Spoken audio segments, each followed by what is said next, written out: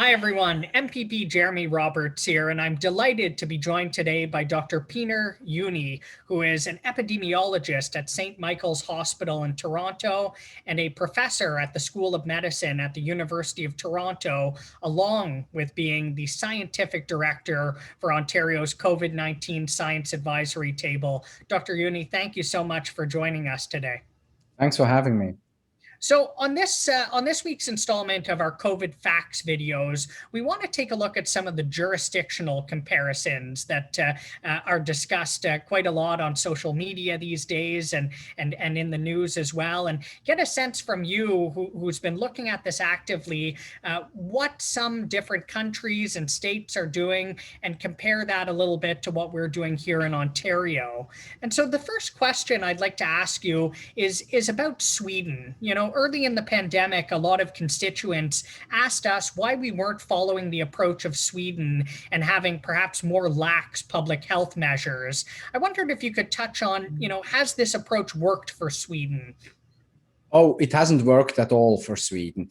We need to perhaps just take a step back first and understand that Sweden, such as my home country, Switzerland, is in completely different shoes than we are in terms of socioeconomic security and diversity, and in terms of aspects such as paid sick leave. So Sweden starts at a place where we are only in the best of the neighborhoods in Toronto and in really good neighborhoods in Ottawa, with a lot of social security, workplace safety, etc., with a paid sick leave that allows people to stay home when they are sick or when they were exposed, etc. Meaning, a priori, Sweden can afford to let things slip a bit more without paying dearly.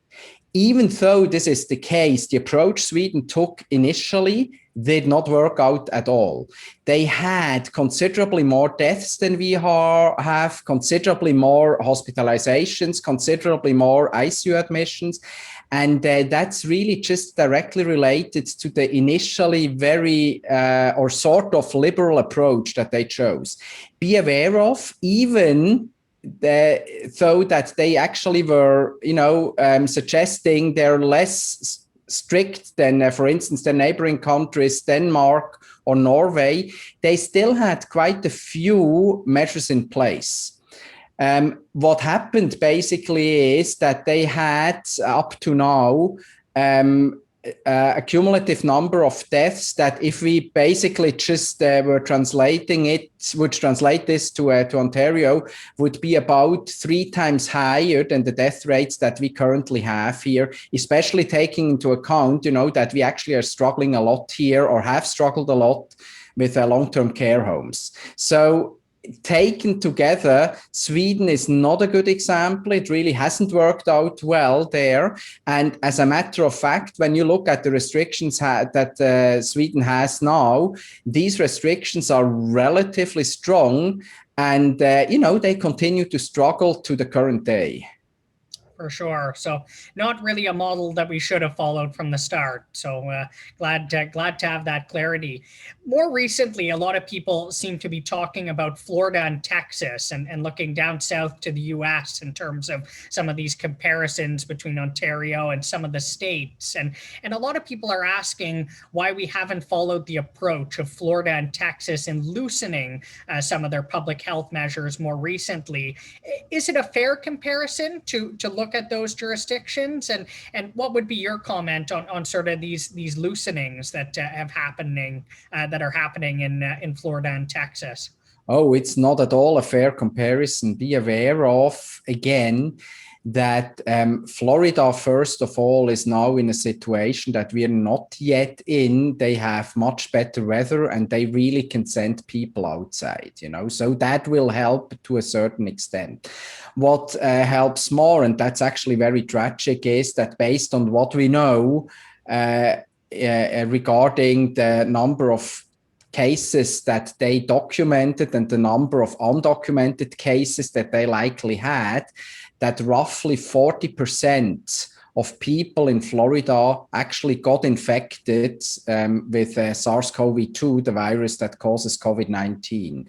This means, together with the vaccine rollout that is faster than in our country or in our province, that they're slowly approaching herd immunity. So the combination of being outdoors and approaching herd immunity through vaccines and infections makes things slightly more pronounced, perhaps, than in our province. Having said that, we need to be aware of that. Florida has had 3 to 4 times as many deaths since the beginning than we have had, and they currently have still about 1.5 times as many hospitalizations than we have, and there's still 2 to 3 times as many deaths than we have as we speak right now. So the curve has flattened, but at a very high level. And it's not entirely clear what will be happening next there. So taken together, this just indicates that this comparison is entirely unfair. If we did the same than what Florida is doing right now, we would be in a very, very challenging, even more challenging situation than what we currently are.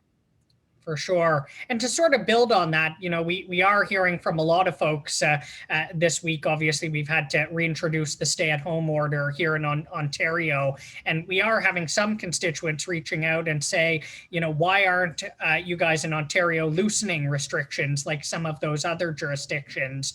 What would be your predictions based on the data you're seeing about what would happen in Ontario were we to loosen restrictions rather than tighten them as we're doing right now?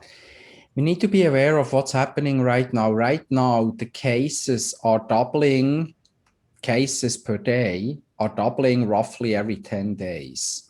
If we started to loosen up restrictions, we would have growth, as was observed, for instance, in Ireland after Christmas or around Christmas. And this would mean that the number of cases would start to double every 6 or 7 days. So if we have, like today, 3,400 cases, if we loosened restrictions, in about 1 week, we would have 7,000 cases daily. In about 2 weeks, we would have 14,000 cases daily, and so on. And this would continue for quite some time.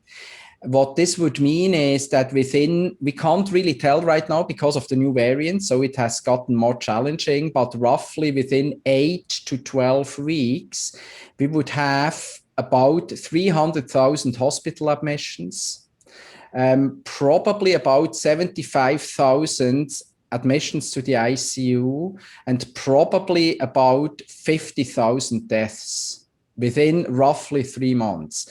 If you remember how the situation was, for instance, in New York, this gives you, during the beginning of the pandemic, this gives you a bit of a flavor how this could look like. It probably would look much worse, and the situation would be warlike.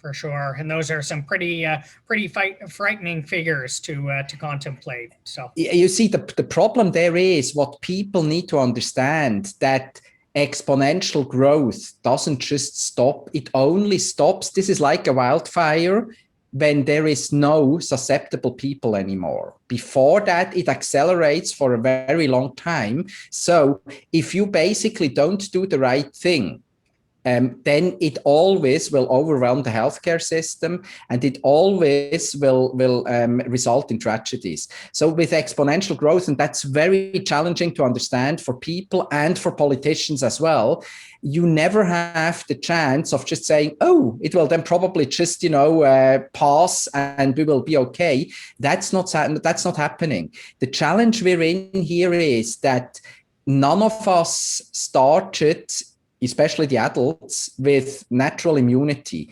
meaning nearly all of us are susceptible, and nearly all of us contribute to transmitting the disease. And that makes what makes this pandemic then, behaving like a wildfire. This is not at all the same like the flu, for example, where every single one of us to a certain extent brings in some form of immunity, by natural infection or by vaccination. That's not the case here. And that's what people struggle. They always bring up this very challenging comparisons with flus that don't have to do anything with what's going on here. If you want to compare with the flu, you need to go back to 1918 when the great pandemic, was happening globally. That's the comparison with the flu that is valid. Every single other one that you just try to use here, to address seasonality or other aspects is a completely invalid one. For sure. And Juan, we had the chance to have a conversation recently with your colleague, Dr. Razak, who talked about the comparison with the common flu and really provided some helpful facts and figures there as well. So, well, Dr. Juni, thank you so much for taking the time today to be with us, to talk about these complicated issues and to shed some light. And again, on behalf of all of us, thank you for the work that you are doing, you and your team, to help us best combat the COVID-19 pandemic. It is so much appreciated. Thanks a lot.